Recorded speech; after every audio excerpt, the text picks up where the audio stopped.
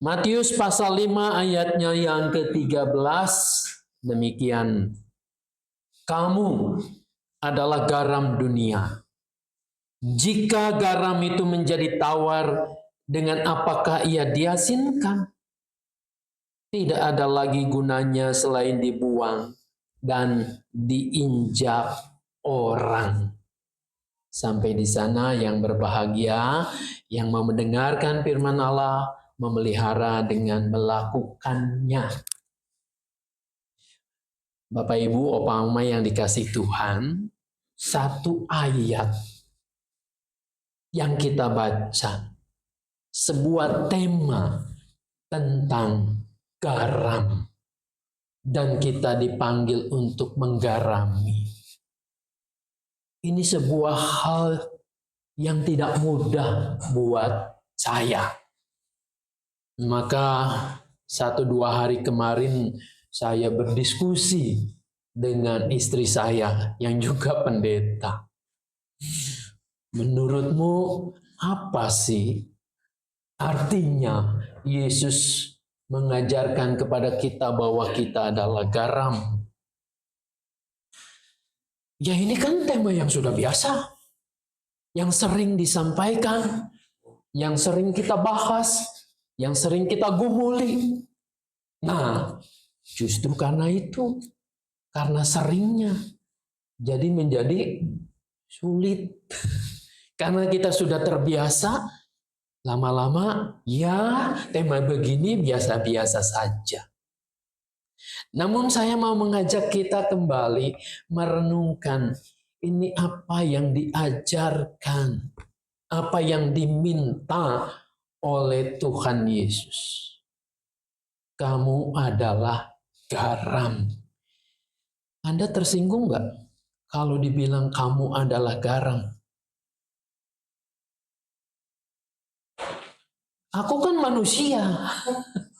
Garam kan benda mati. Saudara-saudara, rasanya nggak demikian ya.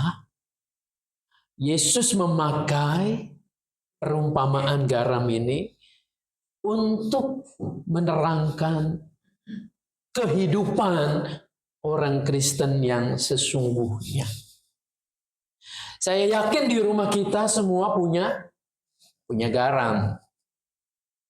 Di dapur pasti ada garam. Dan kalau ditanyakan kepada kita semua, pasti opa oma, ibu bapak dengan cepat akan menjawab, apa fungsi garam itu? Masak. Masak terus untuk apa? Membuat cita rasa supaya makanan tidak menjadi hambar. Di Alkitab juga ada tuh. Ayub. Kalau kita lihat ya, di situ Ayub menjelaskan juga bahwa kalau makanan itu tidak ada garamnya, maka akan menjadi hambar. Nah, saya mau mengajak kita, coba kita membuka kitab Ayub pasal 6 ayatnya yang ke-6.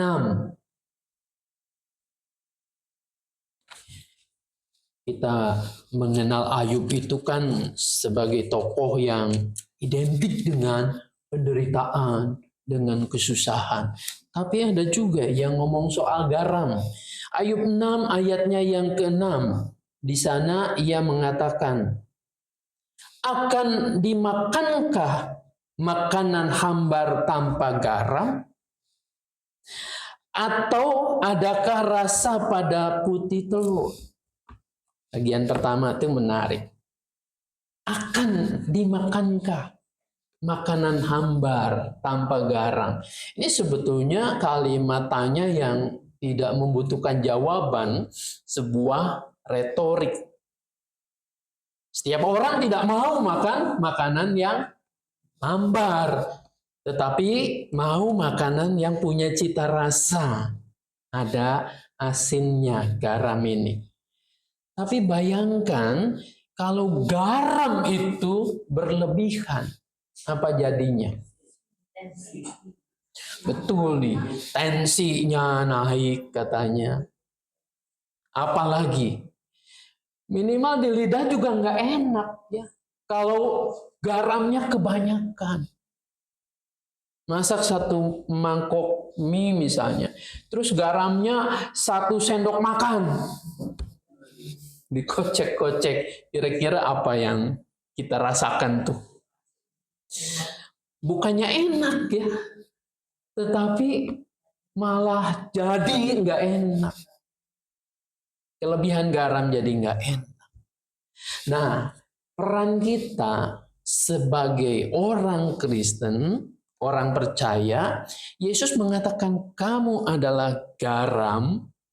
Yang sangat sederhana adalah bahwa kita memberi cita rasa. Sehingga rasa itu menjadi lebih enak, lebih nikmat. Tentu ini harus sesuai, pas takarannya. Sama seperti doa yang Tuhan Yesus ajarkan. Secukupnya, berilah makanan kami yang secukupnya. Jadi beri garam juga yang secukupnya. Nah, kita diminta berperan serta memberikan cita rasa yang baik. Tapi kalau berlebihan juga menjadi tidak baik. Dalam kehidupan keluarga kita, mestinya kita pun menyadari peran kita sekarang sebagai ayah, sebagai ibu, sebagai oma, sebagai opa. Maka harus mewarnai ini kehidupan keluarga agar keluarga kita ceria. Agar keluarga kita kalau makanan itu nikmat seperti yang kita mau. Nah, kalau peran kita kelewatan, kebanyakan, segala sesuatu harus ditentukan oleh kita. Ucapan kita harus selalu didengar. Dan kita merasa sebagai orang yang paling benar. Yang paling harus didahulukan, dihormati. Maka yang terjadi apa? Seperti makanan yang kelebihan garam itu. Makanan yang kelebihan garam dalam batas-batas tertentu mungkin kita akan lepein lagi ketika masuk mulut kita. Jadi ada banyak kasus orang tua yang dalam kehidupan keluarganya tidak baik-baik saja. Oleh karena apa? Sulit untuk menahan diri. Mau berperan tetapi perannya itu berlebihan. Tidak mau mendengarkan apa yang menjadi keluh kesah anak-anak kita. Nah, maka kita harus berani mengintrospeksi diri. Saya pun sedang menuju ke sana nih. Anak udah menikah. Usia semakin bertambah. Mungkin pendengaran nanti sayup-sayup akan berkurang. Ya. Penglihatan juga demikian. Tapi mulutnya bisa aja tambah bawel. Tambah ingin menuntut ini dan itu. Karena sejalan fisik kita, keterbatasan kita.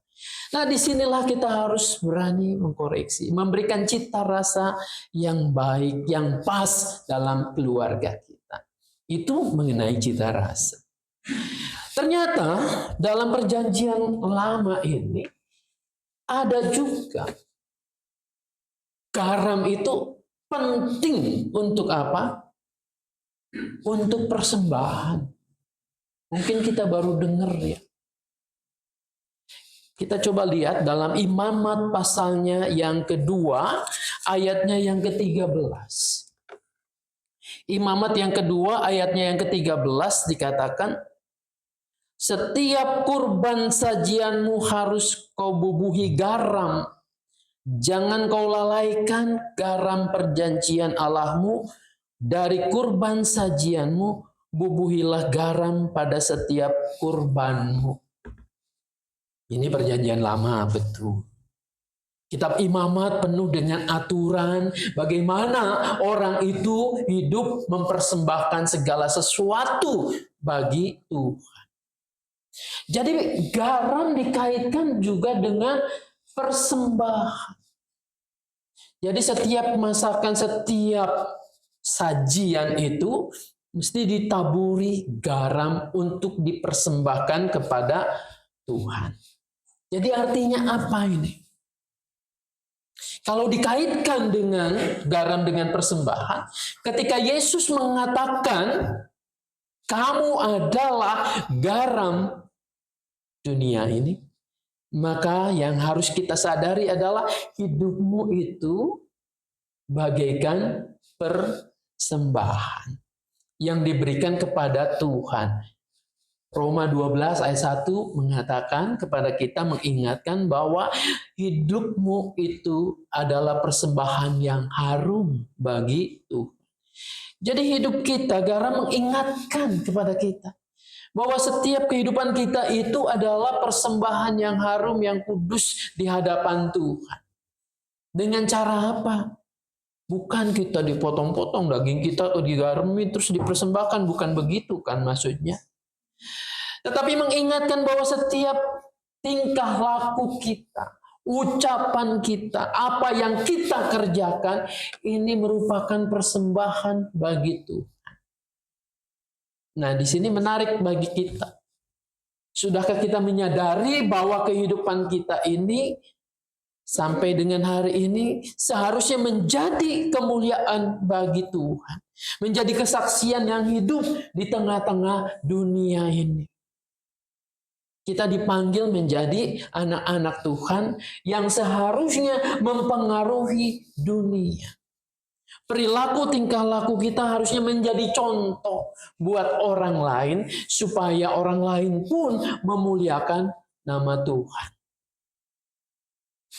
Bisa nggak kalau kita jadi contoh tetapi kemudian kitanya banyak sekali menuntut, hidup kita egois, hidup kita tidak memuliakan Tuhan? Mungkin bukan persembahan, tapi cibiran dari orang lain. Ibu bapak yang dikasihi Tuhan, nah berkaitan dengan ini marilah kita juga berani untuk melihat hidup kita. Sudah benarkah hidup kita di hadapan Tuhan? Sudah benarkah apa yang kita lakukan ini menyenangkan hati Tuhan? Kan persembahan itu mestinya menyenangkan hati Tuhan. Menyenangkan kepada siapa kita memberikan itu. Nah, kemudian fungsi yang lain dari garam ini. Ternyata kan kalau pada zaman Tuhan Yesus, 2000 tahun lebih, itu belum ada tuh penemuan obat-obatan, antibiotik, paracetamol, dan macam-macamnya. Sehingga kalau orang terluka, seringkali luka itu ditaburi garam. Wah, rasanya seperti apa? Susah untuk kita bayangkan. Tapi minimal disitulah kegunaannya untuk meminimalkan infeksi yang ada. Mungkin kita ketawa ya, maka luka dikasih garam atau dicuci pakai air garam. Tapi sampai saat sekarang pun sebenarnya itu terjadi. Saya sakit gigi, bengkak. Gitu. Apa yang harus dilakukan? Oh Pak, kumur-kumur saja pakai garam. Rupanya yang dulu kita anggap ini primitif sekali, pengobatan itu, sekarang masih dipakai juga. Ingat, ya tadi saya katakan, zaman dulu belum ada antibiotik. Belum ada obat-obatan yang modern seperti yang kita nikmati sekarang. Garam dipakai untuk mencegah infeksi, mencegah kebusukan, mengobati sakit. Kalau Yesus mengatakan kamu adalah garam, artinya kamu harus mampu mengobati yang sakit. Banyak Di sekitar kita bukan hanya sakit fisik, tetapi sakit hati, sakit batinnya, merasa sendiri, terpuruk. Nah, kehadiran kita orang Kristen ini seharusnya bisa menjadi penawar, pencegah kerusakan yang lebih parah, bahkan bisa memulihkan. Bagaimana kehadiran kita? Apakah kehadiran kita bisa menolong, memulihkan orang-orang yang pada saat ini mungkin sedang sedih? Oleh karena ditinggal oleh orang yang dikasihi, sedang dalam keadaan duka, sedang dalam keadaan kepahitan, karena mungkin ditipu usahanya, diperdaya, usahanya bangkrut. Anak kita yang sedang misalnya patah hati, cucu kita yang putus cinta. Apakah kita mampu hadir untuk membalut luka-luka itu? Atau sebaliknya malahan kita tambah melukai lagi. Tutur kata kita menusuk, menyakitkan. Anak sedang dalam keadaan sulit, keadaan susah, dia harus bayar tagihan, bayar cicilan rumah, bayar cicilan kreditan mobil. Lalu mengurus anaknya masuk sekolah juga susah. Datang kepada kita mau mengadu. Dari dulu juga, mama papa udah ngomong, kamu tuh harus begini, begitu, dan seterusnya. Panjang lebar. Apa yang terjadi dengan anak kita? Apakah suatu ketika ia punya masalah, punya persoalan mau datang lagi? Rasanya sulit untuk itu. Maka kita harus berani dan bersedia mendengar. Mendengarkan apa yang menjadi keluh kesah. Terapi yang paling mujarab. Ketika Tuhan mengatakan kamu adalah garam, dan garam itu kita pahami sebagai pemulih, sebagai pencegah kebusukan, maka yang pertama-tama sediakan telinga untuk mendengar. Mendengarkan dengan sebaik-baiknya. Rem dulu mulutnya. Baru sesudah lengkap kita bisa memahami posisi yang ada lawan bicara kita itu.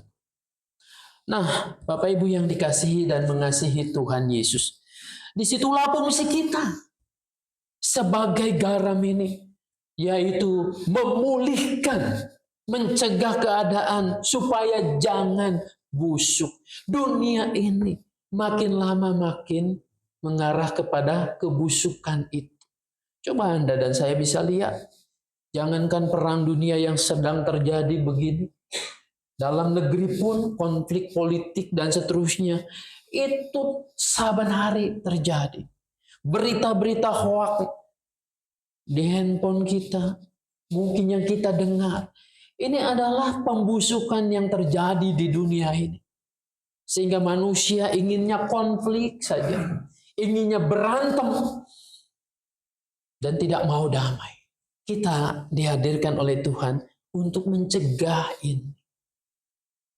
Garam yang larut tidak kelihatan dalam air, tapi punya pengaruh yang sangat luar biasa. Nah, satu lagi saja fungsi garam ini. Ada yang pernah jalan-jalan Holy Land, tur ke Israel, jangan sekarang tapi ya, lagi perang. Pernah ada yang punya pengalaman itu? Saya sendiri belum pernah. Cuma melihat ya tayangan-tayangan informasi orang yang pernah ke sana, berkunjung ke Laut Mati. Kalau di Laut Mati ngapain biasanya? Katanya mandi lumpur, terus coba untuk berenang dan ngambang katanya ya. Di Laut Mati itu. Kenapa ngambang? Karena kadar garamnya sangat tinggi, mencegah tenggelam. Nah, belajar dari sini, orang Kristen itu dipanggil supaya bisa mengangkat satu dengan yang lain. Jangan sampai ini tenggelam, ya. Garam yang pekat itu bisa mengangkat tubuh orang. Jadi kita persekutuan orang Kristen yang banyak ini mestinya saling mengangkat. Ada yang terpuruk, ada yang sedang jatuh, ada yang sedang luka tadi. Mari sama-sama kita angkat. Angkat bukan menjadi sombong nantinya, tetapi diberdayakan lagi. Supaya jangan tenggelam itu. Nah, inilah fungsi dari kita semua. Bapak Ibu, zaman modern akan banyak sekali kita terus menemukan fungsi garam. Tapi minimal dari hal-hal inilah yang boleh kita lakukan nih dalam hidup sehari-hari. Pertama, memberi cita rasa kehadiran kita supaya menjadi keadaan suasana jadi meriah, jadi baik. Kita menikmati keindahan, kita menikmati kesejahteraan itu. Kehadiran kita dimampukan untuk dapat menciptakan suasana yang indah. Lalu kemudian garam, belajar dari garam itu, kita juga dipanggil untuk memulihkan. Memulihkan yang terluka, menyembuhkan yang sakit, memberikan semangat. Lalu kemudian yang terakhir, kita diminta juga oleh Tuhan untuk menopang sesama kita. Untuk mengangkat, bukan menjatuhkan. Dan dari kesemuanya ini, belajar dari imamat itu yang tadi, bahwa garam adalah persembahan kepada Tuhan. Hidup kita secara keseluruhan ini menjadi persembahan yang harum bagi Tuhan. Dengan demikian menjadi kesaksian yang indah. Tuhan ingin itu. Pertama-tama sesuai dengan tema kita nih, keluarga. Dalam keluarga kita, lakukanlah itu. Sebelum jauh-jauh kemana-mana. Sudahkah di keluarga kita merasakan itu? Kalau keluarga kita sudah merasakan itu, setiap keluarga merasakan satu demi satu. Dan menjadi fungsinya dengan baik seperti garam ini, maka satu gereja pasti hidup kita menyenangkan. Kalau satu gereja hidup kita menyenangkan, gereja ini menjadi kesaksian yang indah bagi dunia yang terus dalam keadaan membusuk ini. Biarlah Tuhan menolong kita, memampukan kita untuk berfungsi tadi sebagai garam dunia ini. Tuhan Yesus memberkati kita. Amin.